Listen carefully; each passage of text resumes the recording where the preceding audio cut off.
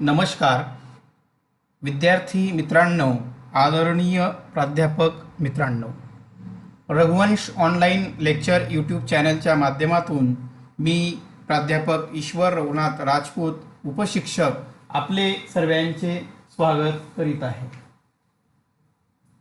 मित्रांनो, माझ्या चॅनलच्या माध्यमातून आज आपण इयत्ता 12वी महाराष्ट्र राज्य माध्यमिक उच्च माध्यमिक शिक्षण मंडळ अंतर्गत मराठी या विषयाच्या अभ्यासक्रमातील एक छानसी कविता याचा अभ्यास करूया. समुद्र कोंडून पडलाय, वसंत आबाजी डहाके यांची कविता. हिचा अभ्यास PPT व्हिडिओच्या माध्यमातून आपण करूया. हा व्हिडिओ आपल्याला आवडल्यास आपण माझ्या रघुवंश ऑनलाईन यूट्यूब चॅनलला सबस्क्राईब करा. आपल्या मित्रांना हा व्हिडिओ शेअर करा, लाईक करा, ही आग्रहाची विनंती. तर विद्यार्थी मित्रांनो, पाहूया समुद्र कोंडून पडलाय ह्या कवितेचा अभ्यास. समुद्र कोंडून पडलाय, वसंत आबाजी डहाके यांचा परिचय आपण या स्लाइडमध्ये पाहत आहोत. त्यांचे चित्र, व्यक्तिमत्व कसं आहे हे आपण 6 दीर्घ कविता या त्यांच्या पुस्तकाच्या पृष्ठभागावरील छायाचित्र मी या ठिकाणी घेतले आहे. त्यांचं जन्मवर्ष या ठिकाणी दिसतं आहे. 1942 हे त्यांचं जन्मवर्ष. सुप्रसिद्ध कवी, कादंबरीकार, समीक्षक, चित्रकार अशा प्रकारे त्यांनी काव्यलेखनाचा प्रवास सुरू केला. त्यांच्या साहित्य पुस्तकाच्या बाबतीत बोलायचं झाल्यास योगभ्रष्ट, शुभ वर्तमान, शुनःशेप, चित्रलिपी हे कविता संग्रह आहे. आधुनिक माणसांच्या व्यथा त्यांनी काव्यसंग्रहाच्या माध्यमातून व्यक्त केल्या आहेत. कादंबरी साहित्य प्रकारामध्ये अधोलोक, प्रतिबद्ध आणि मर्त्य या त्यांच्या कादंबऱ्या, आणि चिंतनात्मक ललित लेखामध्ये यात्रा, अंतयात्रा असे साहित्य त्यांचं प्रकाशित आहे. त्यांच्या साहित्य लेखनाचा मध्यवर्ती विषय म्हणजेच भोवतीच्या समाज व्यवस्थेने मानवी जगण्याला ज्या पातळीवर आणून सोडले आहे त्याबद्दल कवी अस्वस्थ होतात. अवतीभोवतीच्या समाज व्यवस्थेमध्ये त्यांना मानवी जीवन, त्याचे दुःख, त्याचा संघर्ष दिसतो आणि हा संघर्ष काव्यप्रतिभेने सोडवण्याचा ते प्रयत्न करतात. या संघर्षाचं चित्रण ते आपल्या कवितेमध्ये मर्मभेदी शब्दाने अगदी प्रखरतेने करतात. या युगातील मानवी दुःख, एकाकीपणा, जीवनातील अस्थिरता, दहशत, सर्वव्यापी भय आणि पराधीनता या साऱ्यांचे चित्रण समृद्ध आणि समर्पक प्रतिमांचा वापर असलेल्या भाषेत केलेला आहे. त्यांच्या लेखन विषयामध्ये आधीच मी सांगितलं आहे की मनुष्य अवतीभोवतीच्या परिस्थितीमध्ये कशाप्रकारे अस्थिर आहे, कशाप्रकारे एकाकी आहे. त्याचबरोबर आंतरराष्ट्रीय, राष्ट्रीय स्वरूपाचा जो दहशत आहे, याला दहशतवाद असं आपण म्हणतो, त्याचे विविध प्रकार आहेत. या दहशतीच्या सावटाखाली केवळ शहरी माणूस नाही तर ग्रामीण माणूस सुद्धा राहतो. आणि अशा प्रकारे या मानवी आयुष्यामध्ये जे विविध परिस्थितीमुळे निर्माण होणारे भय आहे आणि त्यामुळे येणारी पराधीनता आहे. आपलं जगणं दुसऱ्यावर अवलंबून आहे. शासन व्यवस्थेवर असेल, निसर्गावर असेल किंवा अचानक उद्भवणाऱ्या परिस्थितीवर असेल. असा हा जो काही पराधीन माणूस आहे याचं चित्रण त्यांनी अतिशय समर्पक प्रतिमांचा, चित्रांचा वापर करून केला आहे. त्यांची भाषा आशयाचे अंतस्तर उलगडून दाखवणारी आहे. निसर्गातील प्रतिमांचा वैशिष्ट्यपूर्ण वापर करणारी आहे. आज आपण या कवितेमध्ये समुद्र म्हणजे निसर्गाचीच प्रतिमा आहे, या या प्रतिमेचा एवढा बखूबी वापर त्यांनी केला आहे. जणू काही समुद्र हे माणसाचं संवेदनशील मन आहे, माणसाचे दुसरे रूप आहे. अशा प्रकारे या प्रतिमांचा वापर करून अगदी मनाचा ठाव घेणारी, माणसाला विचार प्रवृत्त करणारी त्यांची कविता आहे.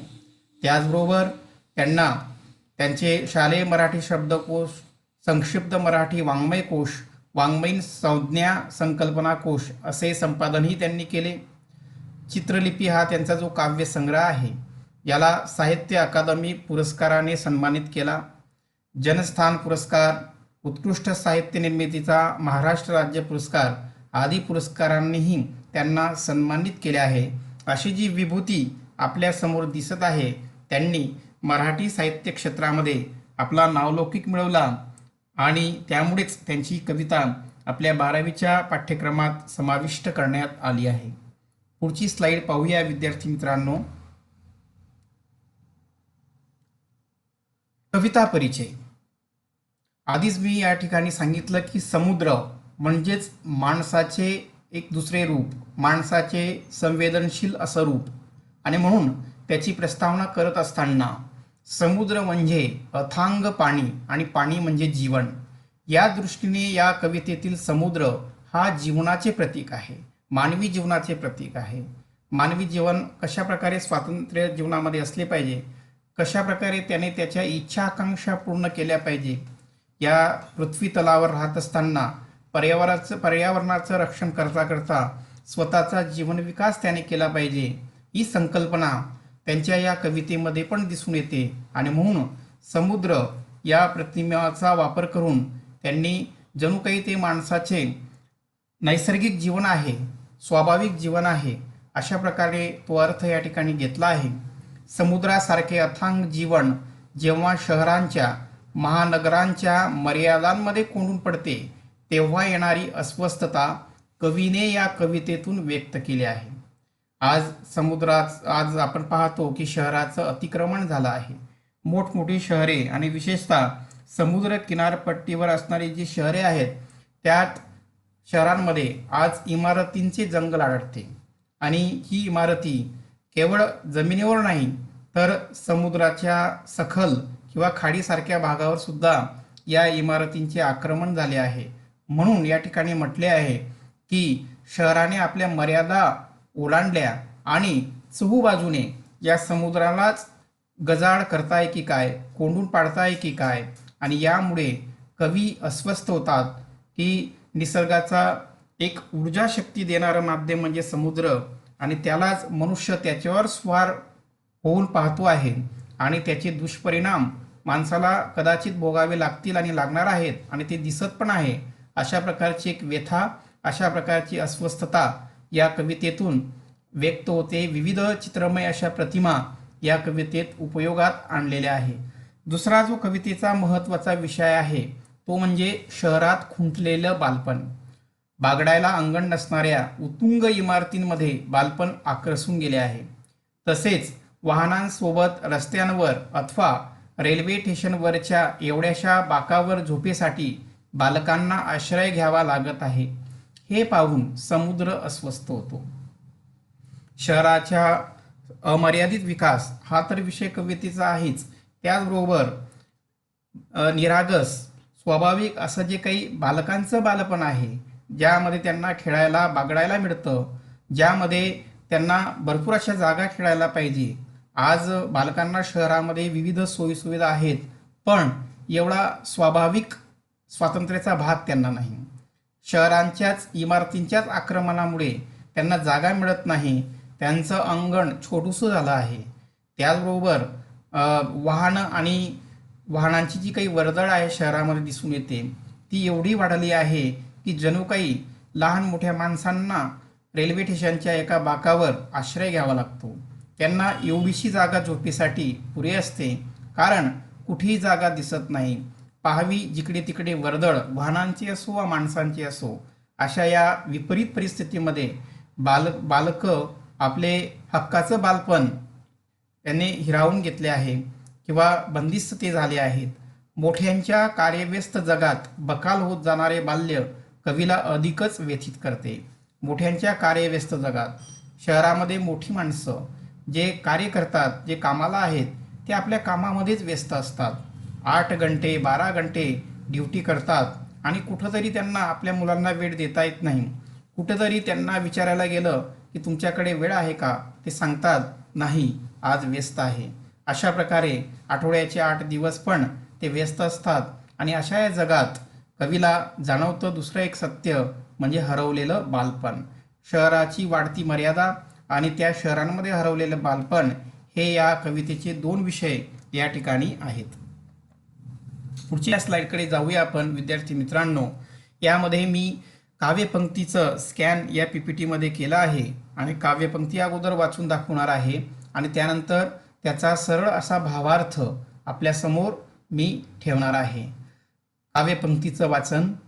समुद्र कोंडून पडलाय गगनचुंबी इमारतींच्या गजानाड, तो संत्रस्त वाटतो संध्याकाळी, तो संत्रस्त वाटतो संध्याकाळी, पिंजारलेली दाढी जिंज्या, हताशपणे पाहत असतो समोरच्या 32व्या मजल्यावरील मुलाकडे, हताशपणे पाहत असतो समोरच्या 32व्या मजल्यावरील मुलाकडे, ज्याचं बालपण उंचच उंच पण अरुंद झालंय आणि त्याची त्याला कल्पनाच नाही, आणि त्याची त्याला कल्पनाच नाही. तर मुक्त छंदामध्ये अतिशय चित्रमयी प्रतिमा आणि भावानुकूल शब्द घेऊन ही कविता रचना मुक्त छंदामध्ये केली आहे. या पहिल्या काव्यपंक्तीचा भावार्थ तुमच्या समोर. या कवितेत समुद्र म्हणजे मानवी जीवन, अमर्यादित उत्तुंग असे मानवी जीवन शहरी आक्रमणामुळे कोंडून पडले आहे, अशी कल्पना समुद्र कोंडून पडलाय या शीर्षकातून व्यक्त होते. जेव्हा मानवी जीवन बंदिस्त होते, मानवी स्वातंत्र्य, इच्छा व आकांक्षा याच्या पायात आधुनिक संस्कृतीच्या बेड्या पडतात, तेव्हा समुद्र त्रासून जातो. समुद्र म्हणजे मनुष्य असे रूपक करून त्याची अवस्था पिंजारलेली दाढी, विस्कटलेले केश अशी हताश होते. अशा प्रकारे विद्यार्थी मित्रांनो, या सरळ भावार्थामध्ये आपण पाहूया की शहराची अतिमर्यादित अशी वाढ होत आहे, अमर्यादित वाढ होत आहे, उतुंग इमारती बांधल्या जात आहे आणि या चौफेर इमारतींच्यामुळे समुद्र कोंडून पडला आहे. समुद्रावर मनुष्याचं रूपक केलं आहे. आपण आपल्या पृष्ठभागाच्या चित्रामध्ये पाहिलं असेल की त्या समुद्राच्या लाटांवर मानवी चेहरा दिला आहे आणि तो व्याकुळ असणारा चेहरा, त्याची व्याकुळता एकच आहे की मोठमोठ्या इमारती पाहून कुठंतरी त्याला श्वास घ्यायला मोकळी हवा नाही. आणि जेव्हा शहरे म्हणजे आधुनिक माणसाच्या संस्कृतीचं प्रतीक आहे, विकासाचं प्रतीक आहे. आज आपण मोठ्या मोठ्या वाजागाजात म्हणतो की शहरे स्मार्ट झाली पाहिजे. विकासाचं आधुनिक रूप म्हणजे शहरे आहेत, ते मान्य आहे. पण या अमर्यादित अतिक्रमामुळेच कुठेतरी समुद्र, कुठेतरी नैसर्गिक रूप असणारे हे जे काही घटक आहेत याच्यावर अतिक्रमण होत असतं आणि कदाचित तोच विषय या ठिकाणी घेऊन समुद्र हा त्रासून गेला आहे. या मानवी रूपातला समुद्र त्रासून जात असताना कसा दिसतो, तर त्याची दाढी पिंजारलेली झाली आहे, केस विस्कटलेले आहे, त्याचेच त्याला भान राहत नाही. आधुनिक संस्कृतीचे प्रतीक म्हणजे उत्तुंग इमारती, त्या 32व्या मजल्यावरील इमारतीत निरागस असे बालपण अरुंद झाले आहे. बालपणाचे स्वातंत्र्य व्यस्तता व धकाधकीच्या बंधनात अडकले आहे. समुद्रावर मानवी रूपक म्हणजे चेतना गुणोक्ती अलंकार, उत्प्रेक्षा अलंकाराद्वारे नाविन्यपूर्ण कल्पना केली आहे.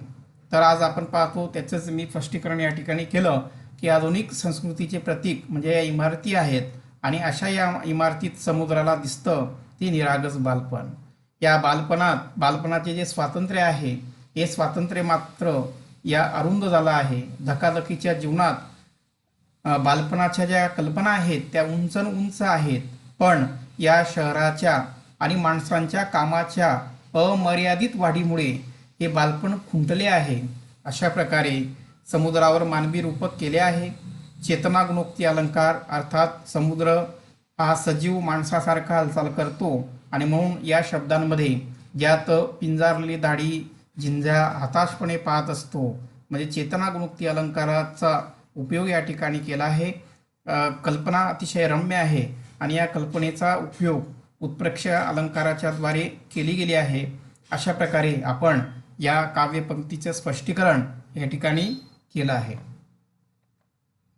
दुसरी काव्यपंक्ती तुमच्या समोर मी या ठिकाणी ठेवतो विद्यार्थी मित्रांनो. ती आपण आपल्या स्क्रीनवर या ठिकाणी पाहूया.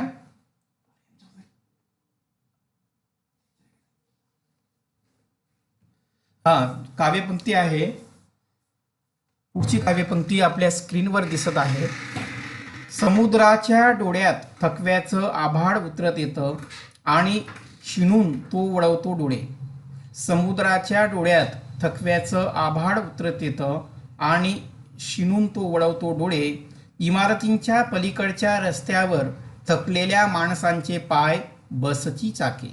इमारतींच्या पलीकडच्या रस्त्यावर थकलेल्या माणसांचे पाय बसची चाके.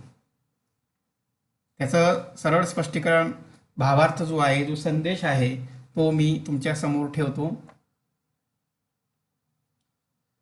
समुद्राच्या डोळ्यात थकव्याचे आभाळ उतरत आहे ही एक नाविन्यपूर्ण कल्पना आहे.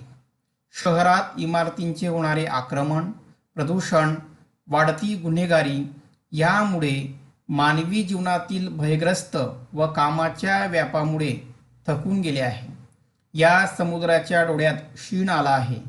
समुद्राचा उत्साह, त्याची ऊर्जा क्षीण झाली आहे. समुद्राची किनारपट्टी म्हणजे नैसर्गिक सौंदर्य, परंतु शहरी अस्वच्छतेमुळे ते हवेसे वाटणारे सौंदर्य लयास गेले आहे. ते हवेसे वाटणारे सौंदर्य लयास गेले आहे. तर विद्यार्थी मित्रांनो, आपण या काव्यपंक्तीचा भावार्थ आणि संदेश या ठिकाणी पाहणार आहोत की समुद्राच्या या डोळ्यात थकव्याचा आभाळ उतरणं हीच एक नाविन्यपूर्ण कल्पना आहे की ज्यामध्ये उत्प्रेक्षा अलंकार आणि चेतनामुक्ती अलंकार या दोघांचा अतिशय सुंदर वापर कवी या ठिकाणी करतात. शहरामध्ये केवळ इमारतींचीच समस्या नाही आहे, तर वाढती गुन्हेगारी, प्रदूषणामध्ये जलप्रदूषण, वायू प्रदूषण अशा वेगवेगळ्या घटकांमुळे आज समुद्राचं जे सौंदर्य आहे ते बिघडत चाललं आहे आणि जणू काही याचाच थकवा समुद्राच्या डोळ्यात आहे. दुसरी एक सुंदर ओळ या ठिकाणी आली आहे की जेव्हा समुद्र इमारतींच्या पलीकडच्या रस्त्यावर पाहतो त्यावेळेला माणसांचे थकलेले पाय दिसतात आणि बसची चाकं ती पण ये-जा करून माणसाचे ओझे इकडे तिकडे वाहून थकून गेले आहे. त्याचे स्पष्टीकरण पुढच्या पॅरेग्राफमध्ये, या समुद्राला इमारतीच्या पलीकडे दिसतात थकलेले मानवी पाय व माणसांचे ओझे वाहणारी बसची चाके. एका मानवी संवेदनेने शहरात राहणाऱ्या व वेळेच्या बंधनात अडकणाऱ्या मानवी जीवनाचे दर्शन या काव्यपंक्तीत केले आहे. तर शहरामध्ये राहणाऱ्या, ज्यामध्ये मानवी संवेदना आहे पण कामाच्या व्याप्तीमध्ये मानवाच्या इच्छा आकांक्षा भरपूर आहेत, त्याला स्वातंत्र्याने जगता यावं, त्याच्याही स्वाभाविक ज्या काही कल्पना आवडीनिवडी आहेत त्या त्याला पूर्ण करता याव्यात, पण शहराच्या आणि कामाच्या व्यस्ततेमुळे, धावपळीमुळे त्याला आपल्या संवेदना गहाण ठेवाव्या लागतात. आणि याचंच प्रतीक म्हणजे थकलेल्या माणसांचे पाय. अगदी स्वाभाविक चित्र, स्वभावोक्ती अलंकार सुद्धा या ठिकाणी कवी उपयोगात करतात की या इमारतीमध्ये किंवा त्याच्या पलीकडे थकलेली माणसं दिसतात आणि या माणसांप्रमाणे आज वाहने जी आहेत शहरामध्ये धावणारी ती पण थकली आहेत. कामाचा व्याप एवढा वाढला आहे की माणसाकडे वेळ नाही, अहोरात्र तो कामामध्ये व्यस्त आहे, पैसा कमवणे हाच त्याचा उद्देश बनला आहे. अशी एक विपरीत परिस्थिती, अशी एक परिस्थितीमध्ये माणूस स्वतःला व्याकुळ होऊन जातो किंवा त्या परिस्थितीचा गुलाम बनून जातो. याचंही दर्शन या काव्यपंक्तीमध्ये आले आहे. पुढची PPT तुमच्या समोर ठेवतो. विद्यार्थी मित्रांनो, लक्षपूर्वक आणि एकाग्रतेने याचा अभ्यास आपण करूया, जेणेकरून 12वीच्या बोर्डाच्या परीक्षेत आपल्याला कुठलाही अडचण येणार नाही, समस्या येणार नाही. पुढची PPT आपल्यासमोर. पुढची काव्यपंक्ती आहे, समुद्र अस्वस्थ होऊन जातो शहराच्या आयुष्याच्या विचाराने, तेव्हा तो मनातल्या मनातच मुक्त होऊन फिरू लागतो. शहरातल्या रस्त्यांवरून, वस्त्यांमधून उशिरापर्यंत रात्री तो बसलेला असतो. स्टेशनवरल्या बाकावर एकाकी, समोरच्या रुळांवरील रहदारी पाहत, हातांवर डोकं ठेवून अर्ध मिटल्या डोळ्यांनी. त्याचा भावार्थ आपल्या समोर. समुद्रासारखे अथांग मानवी जीवन जेव्हा शहराच्या, महानगराच्या मर्यादांमध्ये जेव्हा कोंडून पडते तेव्हा येणारी अस्वस्थता या ओळीतून व्यक्त होत आहे. आज आपण पाहिला की तो कवितेचा मध्यवर्ती विषय आहे की अतिक्रमित अशा या इमारतीच्या मर्यादांमध्ये माणूस जेव्हा कोंडून पडतो तेव्हा त्याची अवस्था काय होते आणि म्हणून समुद्र अस्वस्थ होऊन जातोय. शहरामध्ये राबणाऱ्या शहरामध्ये त्याचं जीवन काल चालू आहे, ज्याचं आयुष्य सुरू आहे, अशा माणसाच्या विचाराने की याला मन आहे पण मन मोकळं करता येत नाही.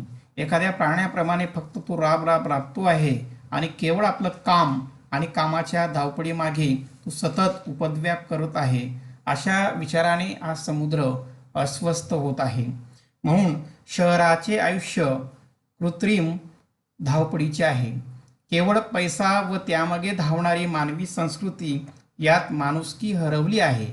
समुद्र जेव्हा शहरी आयुष्यात रस्त्यातून वस्त्यांमधून फिरतो तेव्हा कुणीही माणूस वेळ काढून त्याच्याजवळ बसत नाही. अतिशय सुंदर कल्पना आहे. समुद्र मानवी रूप आहे, मानवी संवेदना आहे आणि मनातल्या मनात तो जेव्हा विचार करू लागतो की या शहरी माणसाचं काय होईल, याला प्रदूषणाचा सामना करावा लागतो, याला दहशतीमध्ये राहावं लागतं, केव्हा कुठली घटना घडून जाईल, केव्हा बॉम्बस्फोट घडून जाईल आणि केव्हा आपलं आयुष्य संपून जाईल, असा विचार तो करतो आणि कदाचित त्याच्या मनात तो मुक्त विचार ठेवत नाही. आणि जेव्हा हा समुद्र म्हणजे मानवी संवेदना या शहरामध्ये फिरतो, मुक्त विचाराने फिरतो, शहरातल्या रस्त्यांवरून जातो, वस्त्यांमधून जातो आणि उशिरापर्यंत तो रात्री बसलेला असतो स्टेशनवरल्या एक बाकावर एकाकी. पुढच्या याच्यात पाहूया. रेल्वे स्टेशनवर बाकावर एकाकी बसले असता निराश होऊन अर्ध मिटल्या डोळ्यांनी फक्त पाहतो आपल्या कामानिमित्त जाणाऱ्या माणसांची रहदारी. शहरी जीवनात माणूस संवेदनशील झाला आहे. रस्त्यावर समोर अपघात झाला तरी त्याला मदत करायला वेळ नाही. गरीब व श्रीमंत अशी खोल दरी शहरात दिसून येते. असा समुद्र चेतनागुणुक्ती अलंकाराचा वापर करून एक मानवी रूप म्हणून जेव्हा तो शहरात फिरतो आणि स्टेशनवरल्या बाकावर जेव्हा एकाकी बसतो तर फक्त पाहतो समोर रुळांवर स्टेशनवर ती माणसाची रहदारी. अगदी किड्या मुंग्यांसारखा माणूस धावत आहे. त्याला वेळ नाही थांबायला, त्याला 2 मिनिट आपलं मनोगत व्यक्त करायला वेळ नाही, आपलं दुःख मोकळं करायला वेळ नाही. आणि अशा प्रकारची परिस्थिती जेव्हा समुद्र पाहतो तेव्हा समुद्र हातावर डोकं ठेवतो, निराश होतो आणि अर्ध मिटल्या डोळ्यांनी अगदी विचारक्रांत होऊन तो या माणसाकडे, धावणाऱ्या माणसाकडे पाहत जातो की हा एक मशीन बनला आहे, याने माणुसकी गहाण ठेवली आहे.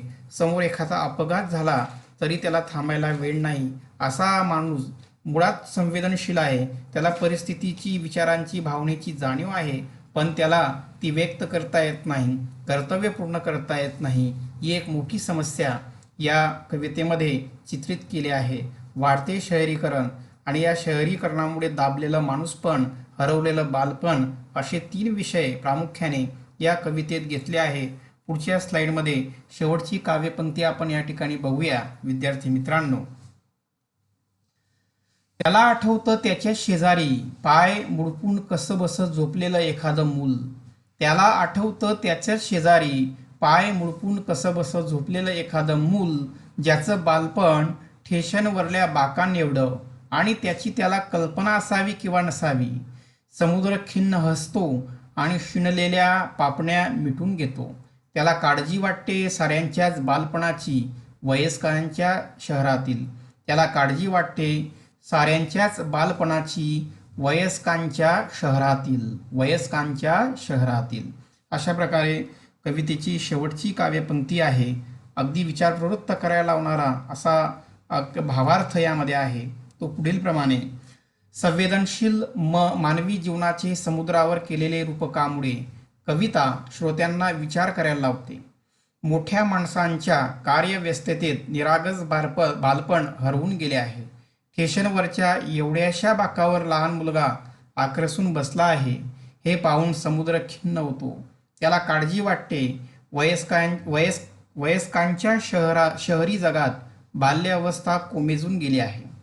अतिशय सुंदर विचार, अगदी अस्वस्थता कवीची यामध्ये व्यक्त होत आहे. आपण पाहिलं की कवीचा परिचय करून घेत असताना त्यांच्या काव्यलेखनाचा विषय आहे की माणसाची अस्वस्थता. ती परिस्थितीमुळे असेल, ती निसर्गाच्या प्रकोपामुळे असेल किंवा ती मानवनिर्मित संकटामुळे असेल, तर यामध्ये शहरीकरण, वाढतं शहरीकरण आजची गरज, पण त्या शहरीकरणाला काहीतरी मर्यादा असल्या पाहिजेत. आणि म्हणून जेव्हा या समुद्राला आठवतं मानवी रूप म्हणून, की एखादं मूल कसं त्या छोट्या जागेवर बुडकून पडलं आहे. त्याचं सुंदर चित्र पण आपल्या पुस्तकाच्या पृष्ठपानावर आहे, की त्या स्टेशनवरच्या बाकावर त्याचं बालपण हरवलं आहे. कसं तरी पाय मुडपून अवघडून तो त्या ठिकाणी झोपला आहे. त्याला स्वेराने आनंदाने खेळता येत नाही. इच्छा आकांक्षा त्याला भरपूर आहेत, पण परिस्थितीमुळे त्याला पूर्ण करता येत नाही. त्याची त्याला कल्पना आहे की नाही हे समुद्राला सुद्धा हा प्रश्न या ठिकाणी पडतो. अशा या कार्यव्यस्ततेत, माणसांच्या कार्यव्यस्ततेत वाढते शहरीकरणामुळे निरागस असं बालपण हरवून गेलं आहे, याचं वर्णन या ओळीमध्ये आले आहे. पुढच्या या भावार्थामध्ये आपण पाहूया की कौटुंबिक कामासाठी शहरी लोकांकडे एकच उत्तर असते, ते म्हणजे वेळ नाही. आपल्या मुलांना सर्व सोयीसुविधा पुरवतील, पण कर्तव्य व संस्कारासाठी वेळ नसतो. शाळा उच्च दर्जाच्या, पिकनिक स्थळ आधुनिक, पण खेळवायला कुटुंब नाही. अशी लहान मुलांची व्यथा, आक्राड विक्राड शहरी समस्यांचे वर्णन या कवितेत येते.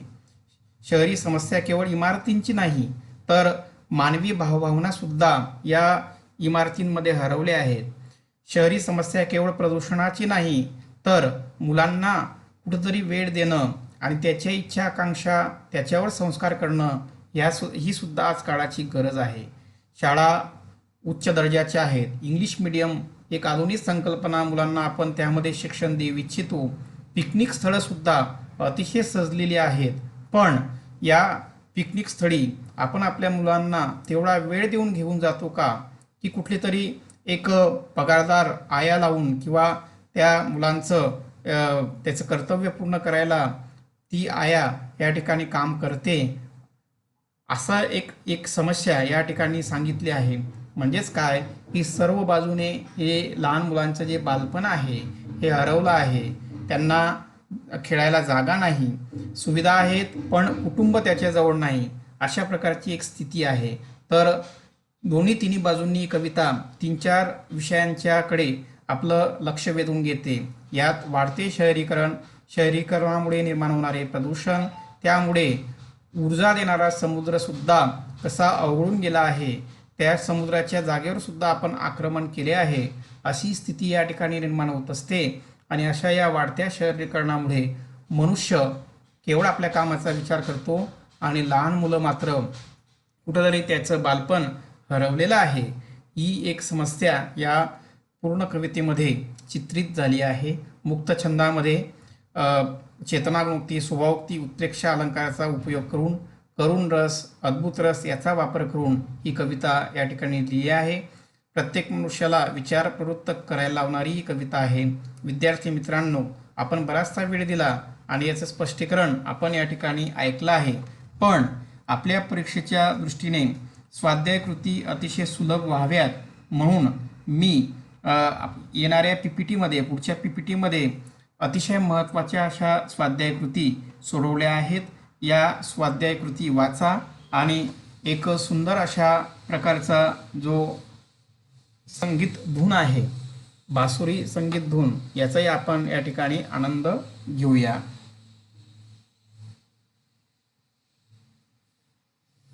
तर विद्यार्थी मित्रांनो, आपण या स्वाध्यायकृती येणाऱ्या PPTमध्ये याचा अभ्यास करू आणि सुंदर अशी धून ऐकत हा आपण अभ्यास जो आहे तो अभ्यास लक्षात ठेवूया.